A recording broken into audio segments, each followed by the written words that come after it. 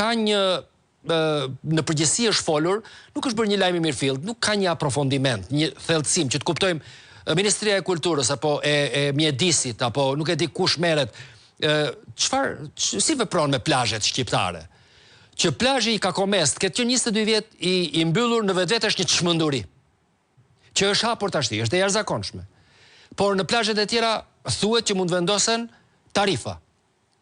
Për shembull, Pogradeci është një qytet i jashtëzakonshëm, me një liçen të papar, i cili është konsideruar një nga plazhet më moderne të viteve 70-80, ku që Tirana shkonte, që të huajt vinin, klima e jashtëzakonshme, qytetarët të mrekullueshëm, kuzhina gjithashtu, klima e pa krahasueshme. Edhe atje ka një frikë që mund të ndodhi një marrje e plazheve publike, dhënia e privatëve ose bërja lëmsh. Për këtë unë dua të flas me pronarin e një prej bareve më të rëndësishme në Pogradec, zotin Dritan Hoxha.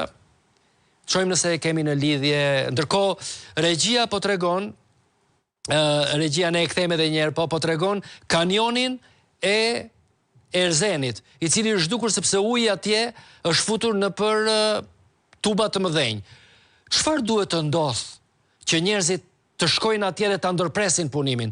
Ne të gjithë bashk, ata që kanë mundësi xhanëm, se këtu nuk është një garë për të dukur, këtu është një garë për të bërë punë. Dhe siç janë hapur ato plazhet, duhet të përfundojë,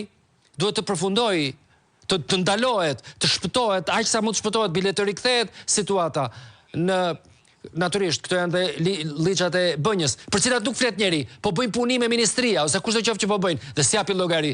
Aty duhet kishte një njeri, duhet marrëdhëniet publike, është një ligj që kompania që ndërton duhet ketë njeri që flet me publikun. Publiku e pyet, më është prishur situata aty? Ai thotë jo, nuk është prishur, ose është prishur, na ka shkuar keq, ose na ka shkuar mirë, ose do të rregullohet pas 12 ditësh e 2 orësh, sepse ne po veprojmë kështu. Po ka një arrogancë të madhe gjithandej. Dhe po, nëse kryeministri fshihet mbas hajvanllëkut të tij, po, Shqipëria është shitur. Plazhet janë zhdukur. Stadiumet kanë dalë nga ligjet për mbrojtjen. Teatri është prishur, shkatruar. Çfarë do më të shkatrojë në Shqipëri? Çfarë do? Jetët e njerëzve janë shkatruar. Çfarë ti shkatrosh më Shqipërisë? Lidhemi me zotin Hoxha. Dhe ja ku është. Atëherë tani faleminderit shumë që ti je në lidhje të drejtë për drejtë me mua, e çmoj shumë.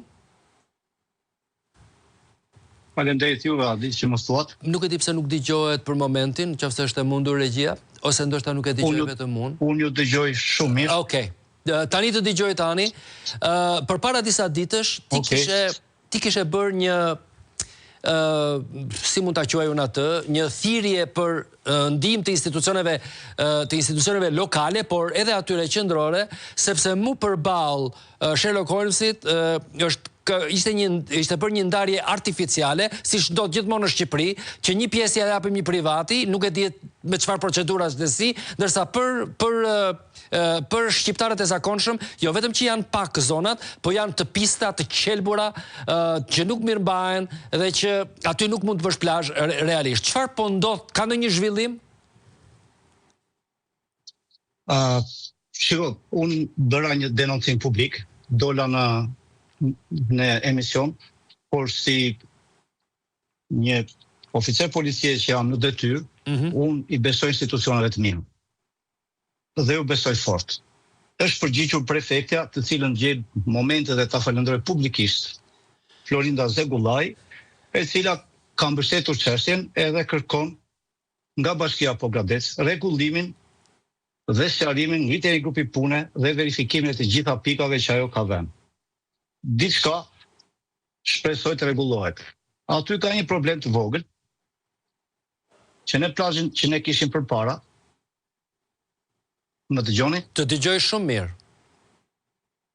Okej. Tek plazhi që ne kishim përpara, ne kemi vendosur një rrjet voleybolli për të cilën ne e kemi vendosur që kur krijuam lokalin me idenë që aty të rinjt mos bëni vetëm plazh. Pra mos rinë ato shallzonet e rëndomt, po të kishin dhe aktivitete rekreative, të luanin, të krijonin aktivitete midis njëri tjetrit, të kishin lojra në plazh, kemi pas dhe rrjet në plazh. Dhe vjetë kishim shumë mirë, par vjetë kishim shumë mirë. Ishte plazhi në rregull dhe si vjet na është ngushtuar plazhi, pavarësisht se nga bashkia thuhet që dhe këta e thënë i dal edhe burërisht e verifikojmë kur të duan, në 200 metro plazh janë të vetmit njerëz që vjet kishin 3 subjekte private dhe si vjet kemi 5 subjekte private, mund të bëhen edhe 6, por janë 5 aktualisht, dhe ne kemi zgjerim të plazhit publik. Pra nuk e kuptoj si mundet të shtojmë subjektet private dhe të kemi zgjerim të plazhit, ose kemi shtyr plazhin, pastaj e kemi zgjeruar, disponojmë të gjitha edhe pamje filmike, disponojmë edhe të viteve të kaluara, por nuk ndodh kjo. Aty çfarë ka ndodhur?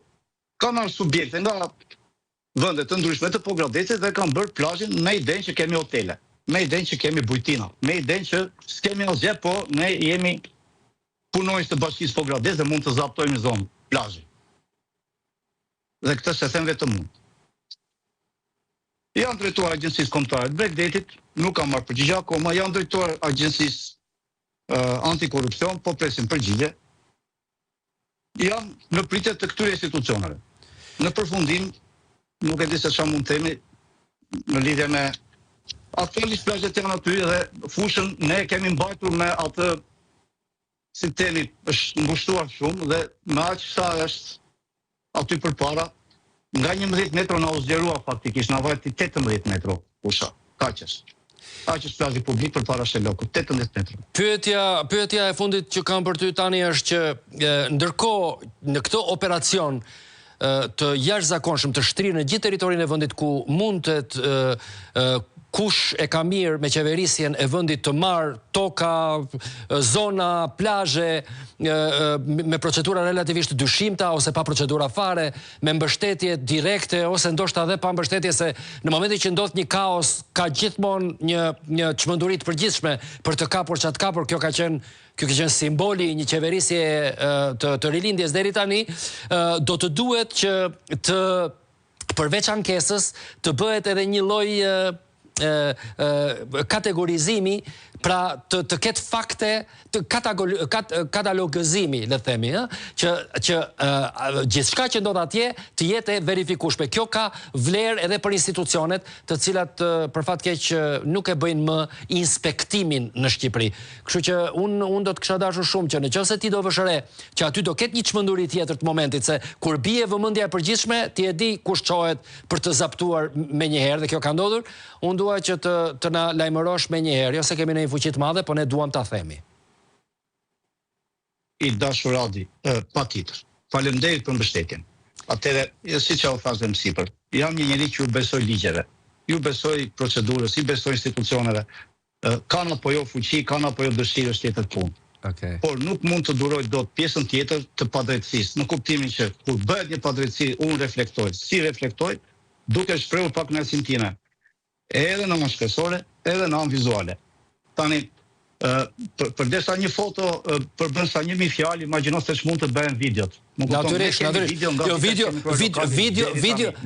Videon pam, edhe video ishte totalisht e vetë mjaftueshme, po kemi të bëjmë me njerëz që në këtë vend kemi të bëjmë me njerëz të cilëve ti nuk mund t'i flasësh në një mënyrë aristokratike, nuk marrin vesh në këtë gjuhë. Duhet që ti gozhdosh me fuqinë e madhe të faktit dhe atëre ata përdorin narrativa hilanjose, edhe ti e di çfarë ndodh.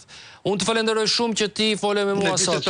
Sepse unë po përballem, Adi, të kërkoj vetëm një minutë, unë po përballem me këtë dallgë. Unë jam në një luftë të hapur tashmë me Bashkinë Pogradec, e cila po bën punët e saj për të anulluar spektaklet që unë organizoj në Pogradec. E prisja këtë akmarrje të vogël, për mua është e vogël, për qytetin është e madhe. Unë këtë vit nuk bëj as live, sepse me ligjin për muzikën Shelok Iris Pub nuk mund t'i kaloj test e 5 decibel, sepse sankcionohet me masa administrative, edhe të shkuar aty ke turizmi në Pogradec. Unë shpresoj shumë që të gjendet një gjuhë me ata. Ne kemi shkuar në shumë vende të Shqipërisë dhe të botës, janë gjetur, janë realizuar marrëveshjet që edhe banorët mos përziten, por edhe disa pika të rëndësishme të qytetit ku bëhet art edhe ku bëhet turizëm të ekzistojnë. Tan Hoxha, faleminderit shumë, mirë ju gjetshim, se ju jeni të rëndësishëm për gjithë shqiptarët kudo qoftë, edhe për të huajt natyrisht që ndalojnë në